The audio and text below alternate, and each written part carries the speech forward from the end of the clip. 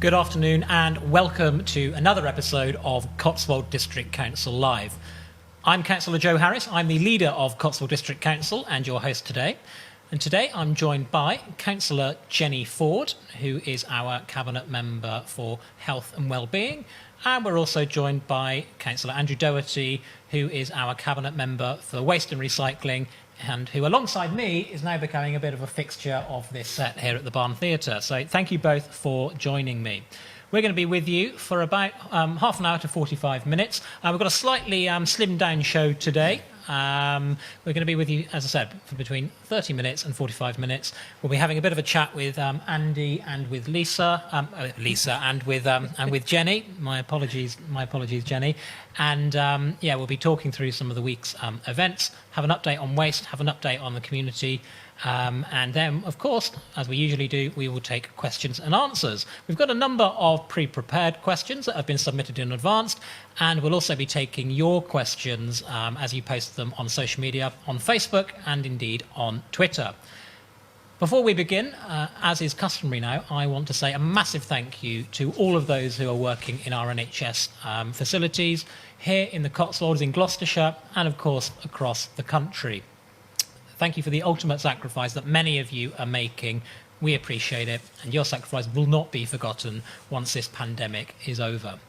I also want to say a massive thank you to all of our key workers who are working in our communities, care staff and those providing support to the most vulnerable in our society. And of course, a massive thank you to all the council staff that continue to work in our council, the refuse collectors, a whole range of people doing diverse jobs in really, really difficult circumstances, ensuring that our services continue to function. So let's first of all go to Councillor Jenny Forde. As I mentioned, Jenny is our Cabinet Member for Waste and Recycling. That's Andy. Andy, you're having too much of an effect on me. We've spoken too much about the bins and waste over the past few weeks. It's starting to rub off. Jenny is our Cabinet Member for Health and Wellbeing. And Jenny, obviously we had the announcement now from the Prime Minister on Sunday evening and the subsequent clarification, I think it's fair to say, yesterday. Give us a bit of an overview. What does it mean for the Cotswolds? What's your sort of take on that? Okay, thank you, Joe. It's a good question, and one that I was immediately online and looking up and researching and trying to figure out what the implications were for our residents in the Cotswolds. I mean, our residents have been, first of all, just to say they have been brilliant at the social distancing and adhering to the rules during lockdown. And that's been reflected, I think, in the number of cases that we have in the Cotswolds and the number of deaths. And they've been really fantastic at rallying around in their neighbourhoods and looking after each other and supporting each other through it. So that's been brilliant. And our issues have always been with people coming outside of the area into the district. It's a beautiful place, it's a popular tourist destination, and we did have some problems at the beginning of the lockdown with people coming as far away as Enfield and Birmingham and all sorts of distances to come to Bourton-on-the-Water and Bibury in particular.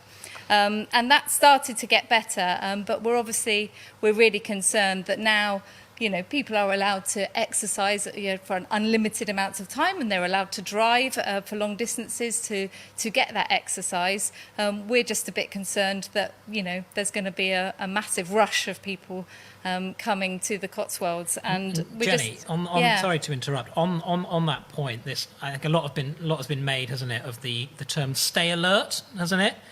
Which I think is probably, I think most people would agree, and probably indeed some members of the government. It is a bit ambiguous and it is open to sort of interpretation, isn't it? Yeah. In the context of the Cotswolds, then, what would your advice be on that? I agree with you, and I have some concerns around the phrase "stay alert" because I think people are already at a high level of anxiety already, and I think the term "stay alert" has kind of just added to that, and I don't think it's really been particularly helpful. We are just really urging people to utilise common sense, not rush to the Cotswolds, not descend particularly on our popular tourist areas, also, you know, not leaving the place where you live to stay at another house for a holiday or to come and visit second homes. That is still very, very clear under the legislation, that people are absolutely not meant to start opening up Airbnb or holiday homes or visiting second homes. You know, that is still categorical. This is primarily around people accessing the outside, and we're really lucky here that we've got lots of beautiful places. But we say to people, if you do love the Cotswolds and you do love this place, it's still going to be here for the foreseeable future. Just hang on in there and don't, you know, descend on us, because it will not only affect our residents' health, but it may potentially affect yours as well. I mean, the other thing to say is that, you know, it's not really going to help us with our economic recovery either, because nothing's open. So even if they come here, you know, there isn't going to be anywhere for them to spend their money. There may not be anywhere for them to access any of the services, and they may just create more waste and environmental impact, which I'm sure, you know, Andy will back me up on. It's, you know, it's not going to be great for our environmental services either. So Absolutely. yeah. I'll tell you what. On that theme, should we have this week's bin update? I think we should go to the bin update. So we'll have that.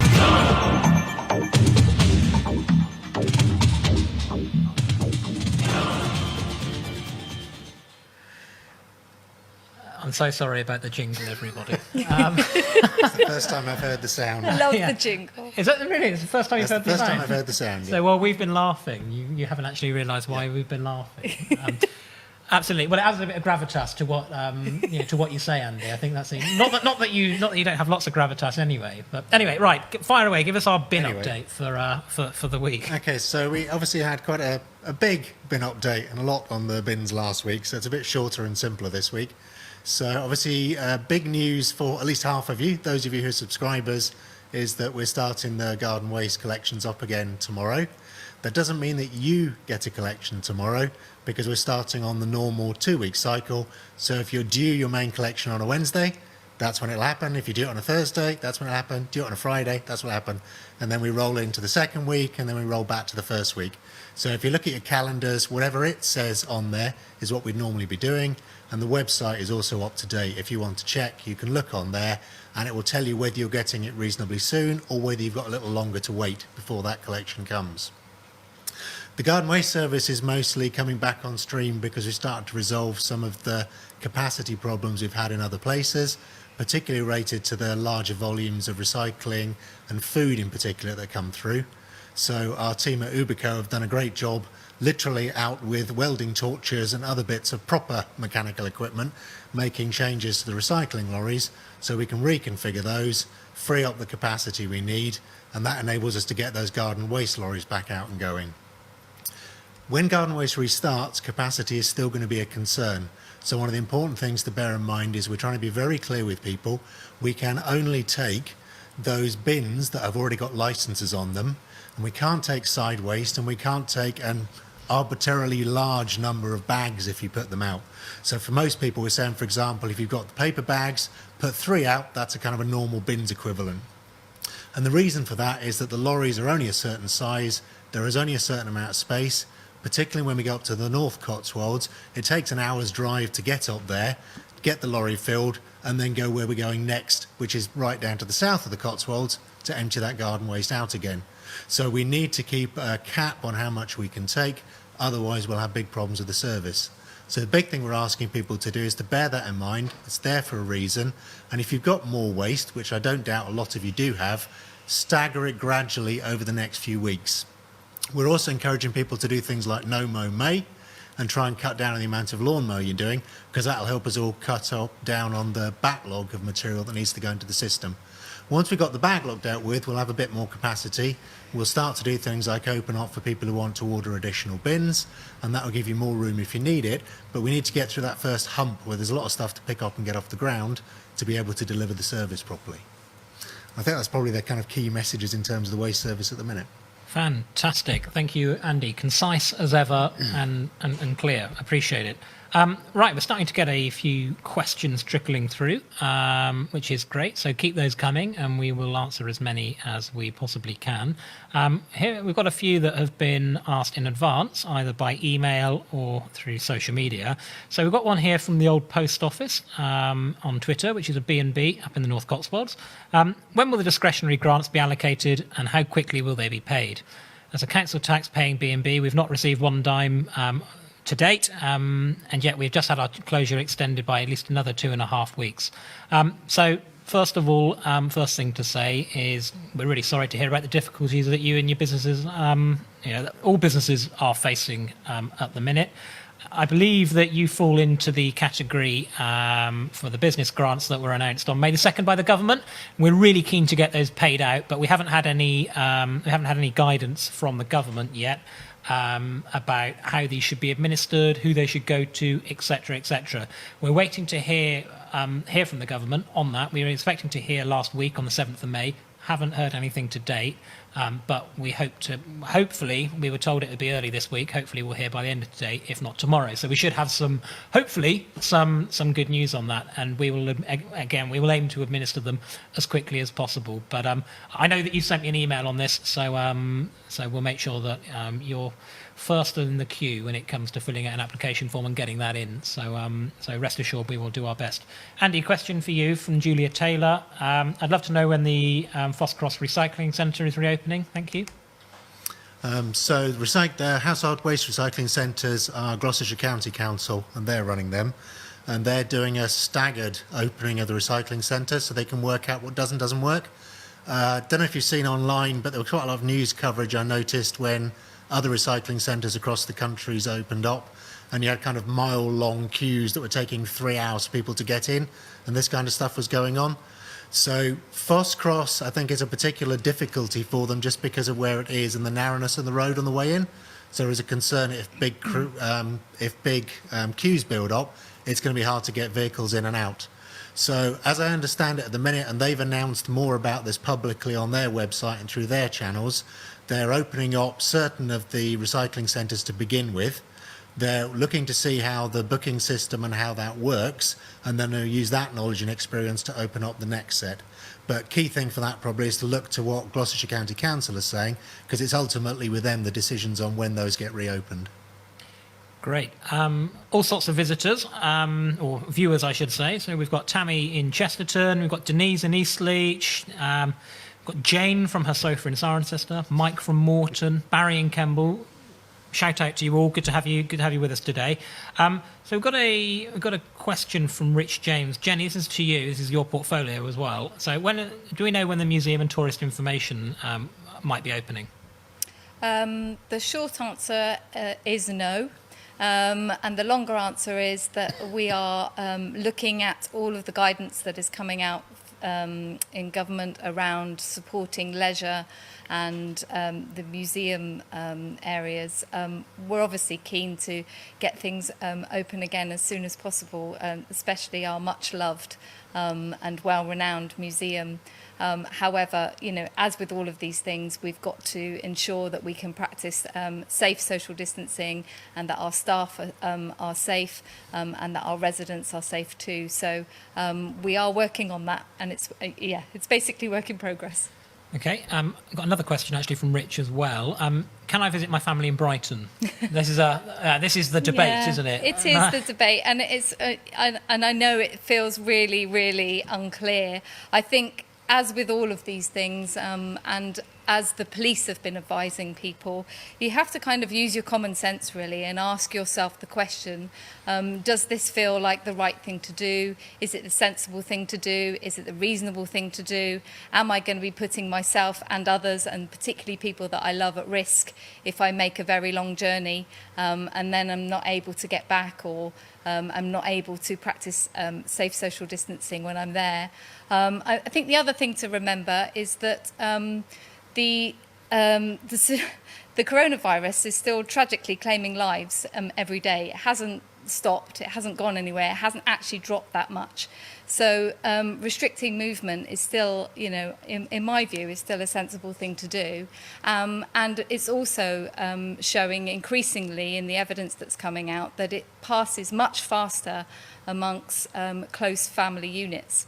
And we were just talking about this morning, actually, and just saying, if you meet up with somebody that is a much loved member of your family, I think the temptation to break that social distancing and to just have a quick hug or just have that physical contact would be absolutely immense. So I can see why there is still, quite a lot of restriction about close family units. So I think it's about people have to start using their common sense and taking a bit of personal responsibility for what they're doing in terms of making that risk assessment. Melanie Butler on Facebook raises a good point, and again, needs looking into. Need to check the internet. Holiday homes are allowing bookings now. You can also book hotels in Cirencester. Please, can you look into this? Jenny, what would your sort of advice be? Probably to get in touch with us and let us know. Yeah, absolutely. Get in touch with us. Let us know. As I say, at the beginning of the lockdown, this was still going on in some places. I don't think there is any actual specific advice around not renting out your home as a holiday home, but there is some very specific advice about not visiting a holiday home. So that's the confusion there, I think, for people. But yes, do let us know. We can certainly contact people and just gently remind them that we still are very much in lockdown in all sorts of ways.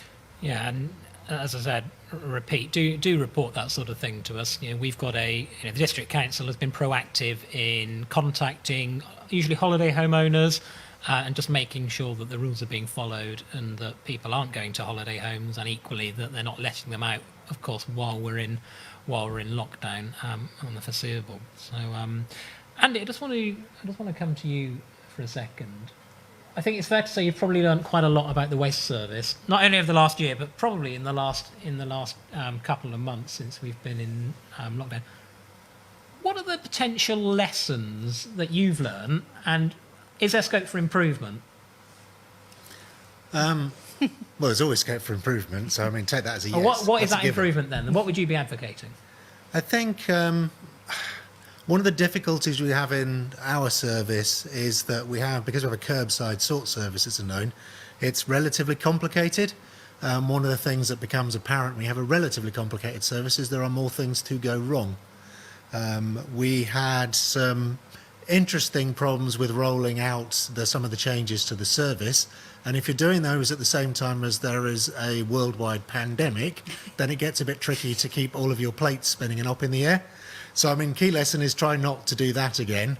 But again, we picked this as a sensible time to roll out the new service because we weren't able to last year because the vehicles that we needed weren't going to be ready in time to actually launch the service on the date that had been provisionally set previously. And so looking at those kinds of things, if you had known what was going to happen, you'd have staggered it, you'd have changed some of the things we did. We'd have had less reliance, for example, on new crew members needing to get used to a new service at the same time.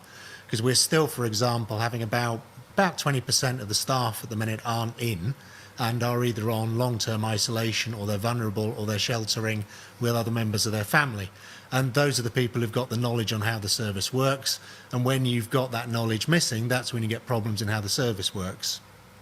One of my big wishes and aims in terms of coming on as a portfolio has been, I've inherited a certain way of doing the service, and one of the things I'm looking to do is try and change things incrementally. Historically, with things like waste services, you tend to have every 7 or 8 years, you have a big bang approach. And everything changes, you get new vehicles, the way you work changes, what you collect changes. One of the things that's very noticeable from my time looking after this area of the council is that people are looking for us to move faster with things like recycling and the materials we collect. And that's tricky to do with the way that these services work traditionally. You tend to have long-term contracts, people want to do things for 6 or 7 years. We buy a vehicle for £166,000 and then we expect to carry that cost over 6 or 7 years. And one of the things we're looking at in the waste team is how we start to make those little changes and improvements over time that residents would like to see, and let us react better to the fact that things like blue panic come along and people feel differently about plastics, or COVID comes along and it changes the way that we are dealing with paper and cardboard recycling and how much of that there is. So a lot of those things are now looking at how can we take what we've learned, what's happened, what we've got in terms of the service now, and start making those changes year on year to improve it and make it more responsive to what residents would like to see. Thanks, Andy. I think for me, a lot of people mentioned, oh, well, West Oxfordshire still had a garden waste service, we had to suspend ours. I think, the lesson that I'm taking, I'm sure the same goes for you, is we probably need to build more resilience into some areas, don't we? So when we do have a unforeseen circumstance, clearly a global pandemic, as you say, is it's somewhere on the risk register, but it's probably you don't get one every few years. It's usually every 100 years. Yeah, so building resilience, would that be something that? Yeah, and it's also quid pro quo. So a lot of people have kind of chucked comparisons with places like Stroud, for example, in my direction, and that's an interesting one because Stroud have a simpler collection strategy, but they have different problems. They're smaller than the Cotswolds, but if you've ever tried, as I have, to help somebody move into a house in the middle of Stroud, it is quite an entertaining exercise when everything is 50 metres from a road and it's a complete nightmare to move anything. So some of their bin lorries, for example, go down to the size of pickup trucks, and that's actually for them one of their collection vehicles because they need to navigate them around difficult places. But they've responded to things like garden waste, for example. They were a very big pusher on food. And they've done that quite a bit earlier than us in terms of having a standalone collection, so that's well established and well understood. And what they, for example, have done is their garden waste service has been more expensive, so they can have got more resources they can use on it. They've also introduced things like waiting lists. So, for example, whereas we have to worry about how many people will subscribe, have we got enough vehicles, they're very clear. We don't have any room at the minute. When enough people sign up to the service, we can roll out another vehicle, we can roll out another part of the system. Also, simpler things, for example, they use smaller bins. So their bins are about 60 litres smaller than the ones we use, and that makes a huge difference, the amount of material they need to collect for things like their garden waste service and their residual waste services, because you literally can't fit as much in as a resident. And that's a conscious decision they've taken over a number of years, and it's part of their strategy of driving down the amount of that kind of material they've got going on and driving up the amount of recyclable material. Is that stick and carrot approach of pushing people to do more of those things. And those things done over a long time have a big effect on how the service reacts and how resilient it is when you have problems coming in. And particularly, as I said, you make the comparison between a service that's quite complex, like the one that we've inherited and are running, and one that is more simple, less containers involved, which is the kind of thing you're running in somewhere like Stroud, also in somewhere like West Oxfordshire. And that's one of the things that's slightly maddening, I've found, is the fact that it varies so much across the county. You would have hoped there'd be more consistency, we could all join in with shared schemes, we could send our waste off to the same places. But that nationally doesn't happen enough, and it certainly doesn't yet happen enough at a county level. And that also means that if, for example, we wanted to help out West Oxfordshire, or they wanted to help us out, we have the wrong kind of vehicles. Their collection is not the same as our collection, so you can't move vehicles between different locations. It's coming in as someone fresh from the outside. It's all a bit maddening, and that again becomes part of those incremental improvements we'd like to see, so we can share resources, share capability, share resilience with other authorities. Thanks, Andy. Some comments trickling through, and Rick Harding, love this programme. It should be on twice a week. Rick, thank you. Please no. Yeah, please no, my colleagues say. I really appreciate that, but we do have to try and run the council. I'm lucky in that I get to do this full time, but my colleagues, I know, also have other jobs. So it might be a little bit unfair on them. But I think what we will do is, even after the pandemic's over and, into the future, we'll make sure that we continue to do a form of these. If we can do it from the Barn Theatre, great. But I think, even if we can't, I think this has been a really useful way of engaging with people and just doing something slightly differently. I don't know if you guys would agree. Yeah. Thank you for your kind words. One of my constituents, Jane Doherty. I'm not on my sofa. I'm watching on my sun lounger. Jane, thank you for that image. And actually, we've got some debate actually about, and I guess this is where the issue has arisen with the government's announcement. So Mark Haller, correct answer is no to travelling to meet family. It's as clear as mud in the guidance. The problem. Can I just pick up on yeah, that go on, point go, actually, go. where someone said about doing the programme more often. That's one of the interesting things for me. There is an assumption developed a lot over time that politicians are either idiots or they don't give a stuff about anything. And I'd like to think that none of us who are actually doing this are in either of those categories. So one of the nice things about this is it lets us go into a bit more detail about why certain things are. The garden waste decision was really impactful for quite a few people for whom gardening is a really big thing. And we didn't stop it lightly. And I've had lots of email correspondence with people about the specific reasons why. And so one of the useful things of being able to talk more with you and have that dialogue with questions and answer questions and respond to things you're asking about and inquiring about is a chance to explain the constraints we work under, why certain things happen, where we're trying to get to, why a thing you may not like happened, but how we're going to move on from that and get to the next thing. And I think particularly and that's not just us, that's local authorities, that's the government, that's people like the World Health Organization, all these kind of things are uncharted territory. So being able to share a bit more about why certain decisions happen in a particular way and what outcomes we're trying to aim for is also useful for us. So you can have that dialogue and it can be clear we're trying to make the right decisions and to have the right approaches to help us get through these kinds of situations. Because I think sometimes it's not always clear that that's what we're trying to do. But that's why I'm here. That's what we're about as far as I'm concerned. Absolutely. Jenny, do you want to have a stab at this? It's all right. You don't have to. You don't have to answer. We can always, as I said, anything we can't answer, we'll make sure that we follow up on. It's addressed to me, but I'm going to pass it tactically to you, Jenny, because you've probably had more dealings with than I have. Do you agree with the fact that universal credit has been increased, but not job seekers or income support? Are these not support for the most vulnerable too? Good point. It is a good point. Yeah, absolutely, I agree. I think one of the things that we've learnt throughout all of this is that actually by helping and supporting our most vulnerable, we actually make our communities and our neighbourhoods much more resilient and stronger. And I know that, tagging on to what Andy's just said, that we are working in amongst my officers looking at all the good actually that has come out of this that we can take forward. So we actually don't really want to go back to how things were before in a lot of cases. We want to seize on some of the opportunities that have come about as a result of this. A bit more of a caring society where, I learnt the other day that actually the number of people that have applied to be nurses in this country has shot through the roof. Just goes to show that when you give people a bit of status and you value what they contribute to society, that can be something that drives people to want to do certain things and to serve other people in public sector. So I think there's lots of things that we want to take out of this about the way that we treat our vulnerable, and absolutely yes, I agree.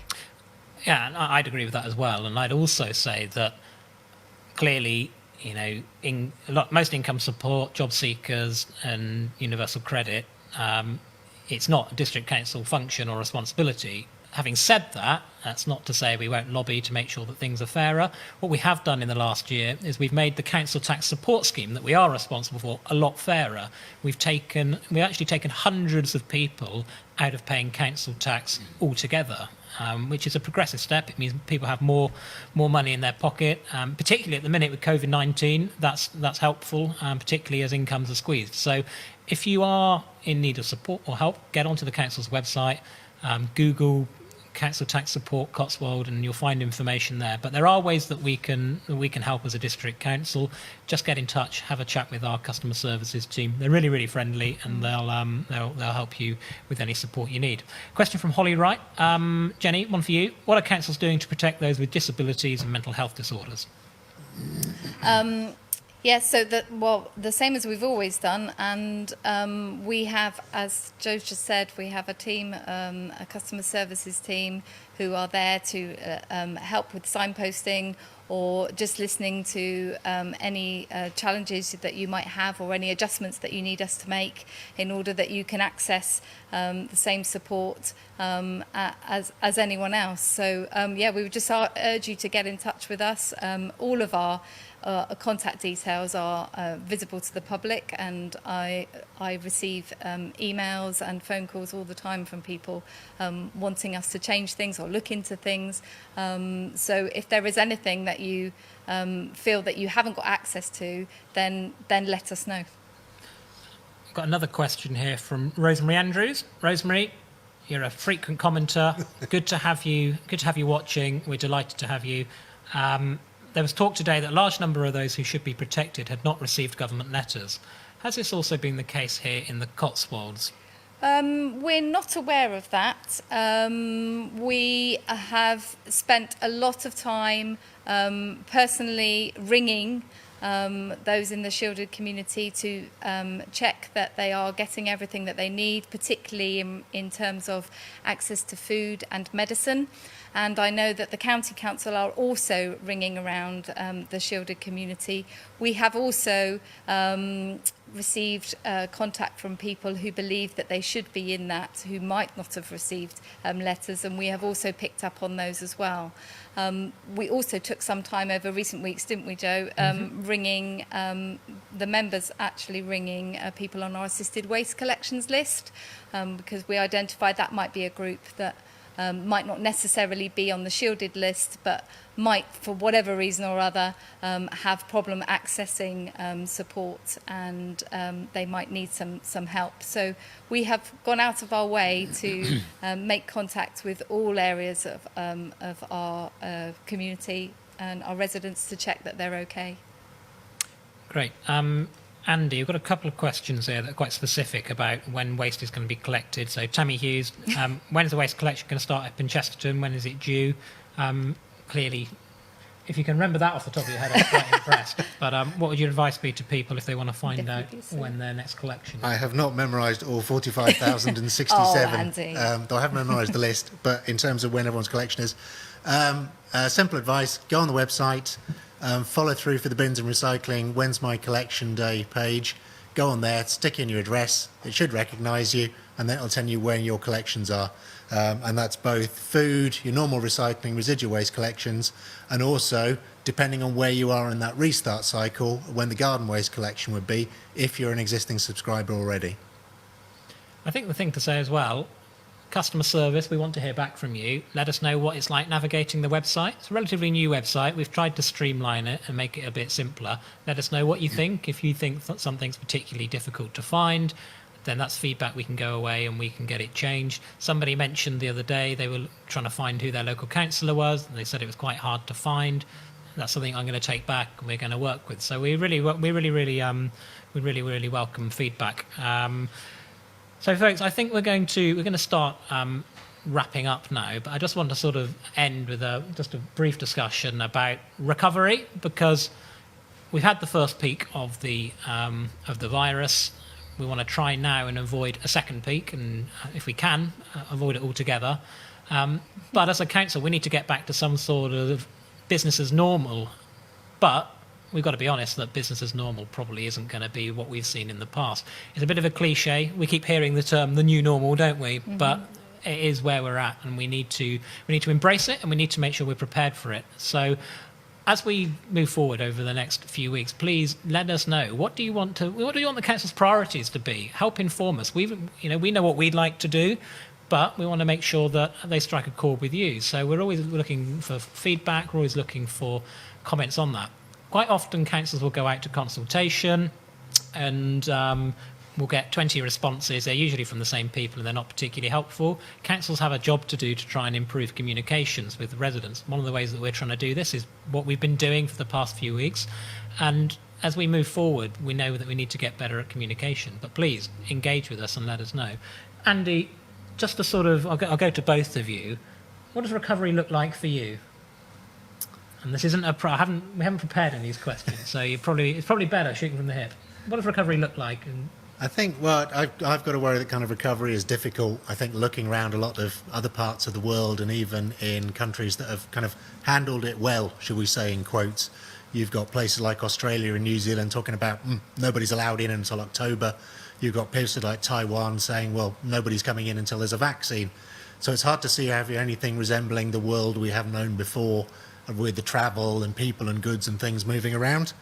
I suppose more locally, there's kind of fairly parochial things like getting things like the waste service exactly the way that we would like it and running again normally. But behind the scenes, I mean, a big one for me is climate change, for example, hasn't gone away. It is still an issue. It comes back as soon as we all start driving and flying and doing all the other things more.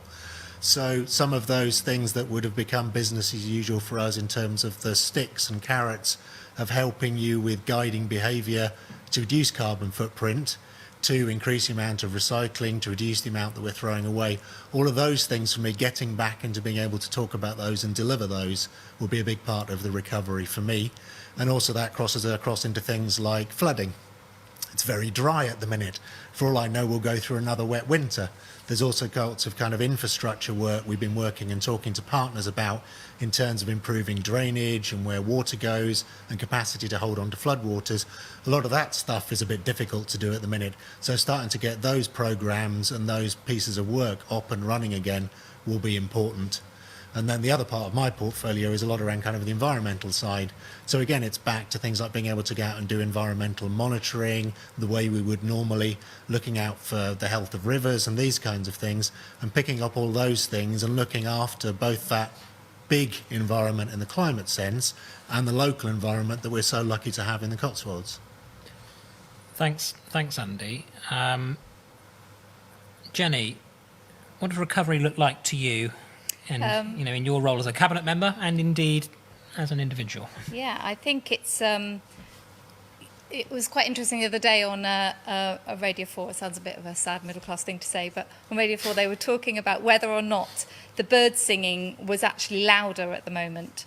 And they actually deduced that it isn't louder, it's just that the background noise is quieter, and that actually the birds might be singing even quieter than normal. It's just that we can hear them.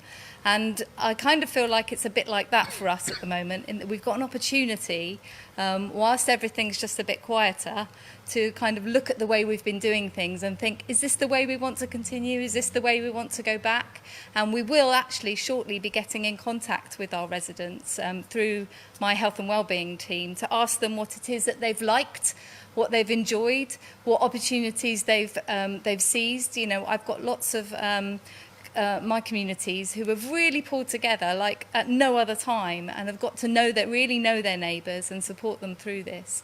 But also there are things going on such as Zoom, village Zoom quizzes and all sorts of online events, people that are embracing technology like never before.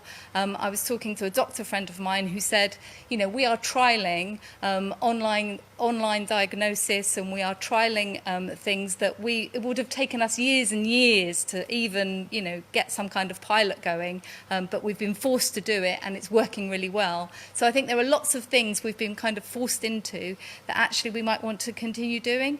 And also I'm yet to hear anybody say, I can't wait to get back to commuting. So I think there are some things there that we can look at in terms of how we can support our residents to maybe continue to work from home more, and therefore they'll be accessing the outdoors here, and they'll be ploughing their money and their resources into our local economy rather than taking them out of the area to London or wherever. So I feel very positive, but then I am an eternal optimist, that we've got lots of opportunities to do things differently and do things better, and sometimes we might have sped up some of the things that might have taken years to implement. Thanks, Jenny. Before I round up, I've just seen a question from Anne Gollix, who asked it last week, but we weren't able to come to it, and I very nearly forgot. It didn't go into my pack. So, Anne, I will answer this for you, and it sort of ties into that theme, really, about the new normal. Thank you to all of those at CDC who are working hard to keep things running for the district during these difficult and unprecedented times.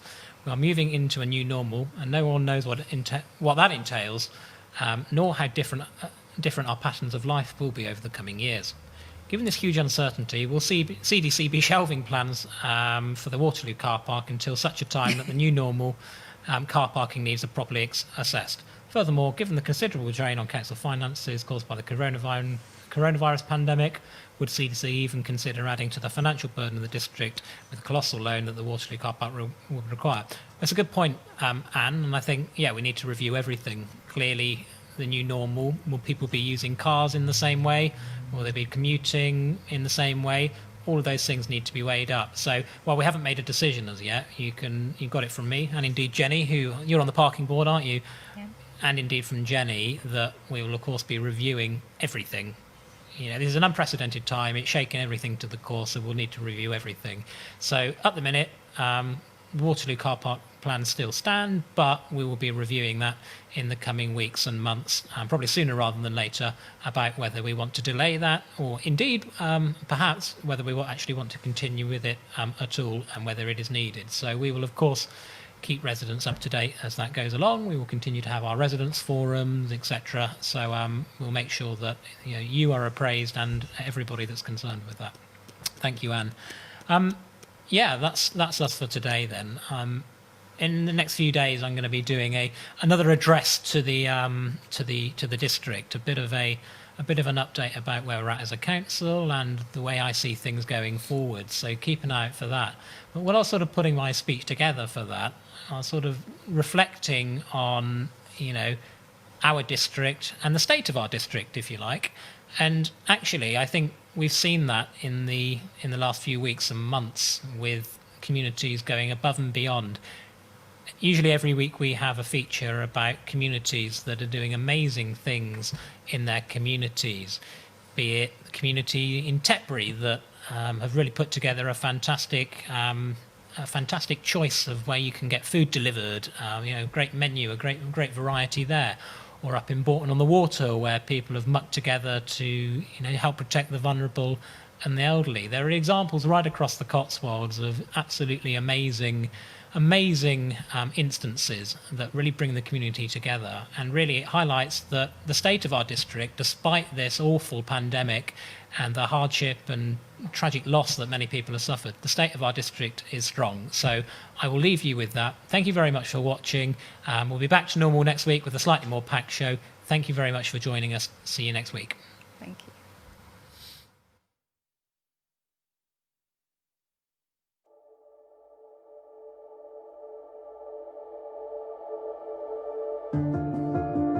In March 2018, we opened our doors to the public with a vision not just to create challenging professional theatre, but to use this as a platform to inspire and bring communities together.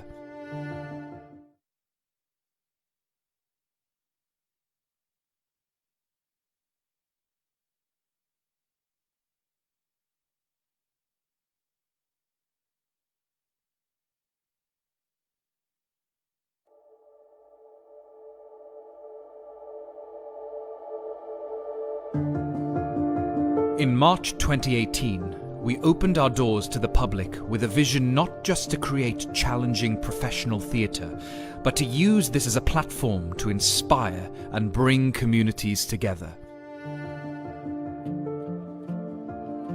Theatre and culture build identity. With theatre and culture in our local life, the community landscape is more vibrant. Local life is enriched.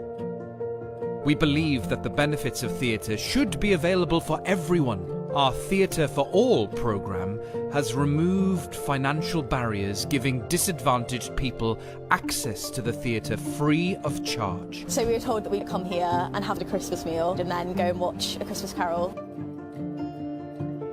Our aim is to make live professional theatre available to everyone and use that experience for positive change.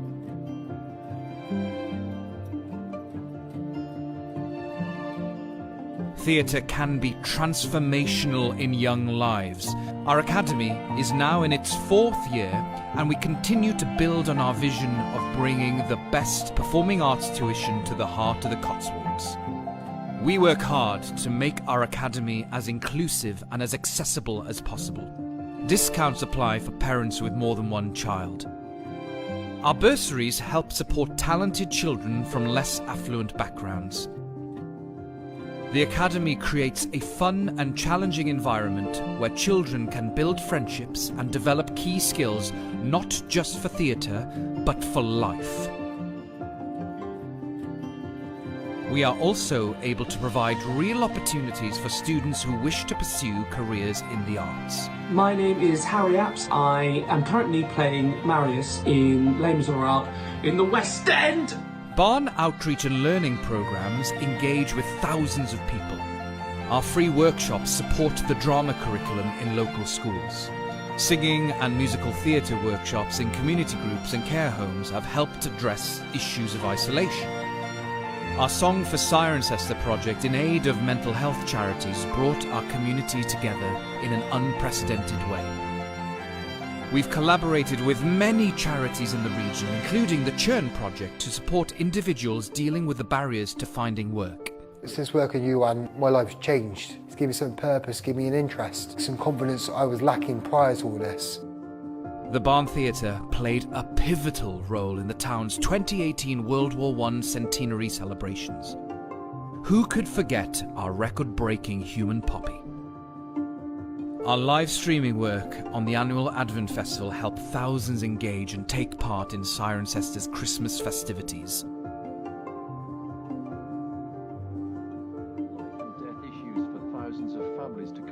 In these times of uncertainty, we strive to keep the community together. The theatre may be temporarily closed, but our commitment to you goes on.